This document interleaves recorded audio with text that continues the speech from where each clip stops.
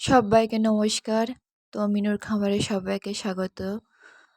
তো বন্ধুরা, আজকে কিন্তু মুরগি বিক্রি করে দিয়েছি। আগে কিছু মুরগি নিয়ে গেছে আর এখন 50টা মুরগি নেবে। এভাবে বিক্রি হচ্ছে। এখন তো অনেক দাম কম, 125 টাকা পাইকারি রেট। তো 10টা করে মুরগি আমরা এই ড্রামের ভিতরে দিয়েই মেপে দেই। তো দেখো আমার 10টা মুরগি দেওয়া হয়ে গেছে। তা ওজন এসেছে 27 কেজি 700। তো ভালোই ওজন এসেছে, কিন্তু তারপরেও আমাদের এখান থেকে কিন্তু বয়ে ড্রামে করে বয়ে নিয়ে আমরা রাস্তায় নিয়ে যাব, কারণ বৃষ্টি হচ্ছে। মোটর ভ্যানগুলো বাড়ির ভিতরে ঢোকে, ইঞ্জিন ভ্যানগুলো ঢোকে না। তো গামড়া লেগে তো অনেক মুরগি মারা গেছে।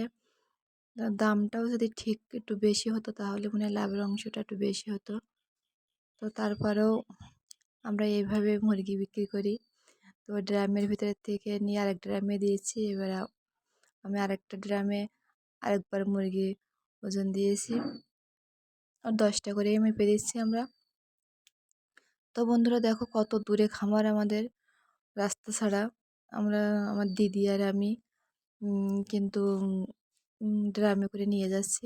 বৃষ্টি হচ্ছিল, দাদা অপারেশনের রুগী, সেজন্য দাদা পোলট্রি আর কি বয় না। তো ভ্যানালা ভাই আমাদের কাজে সাহায্য করে দিল, তো উনি নিয়ে যাচ্ছে। এটাও হয়েছিল 7 কেজি 27 কেজি 800। তো উনি এবারে ভ্যানে তুলবে।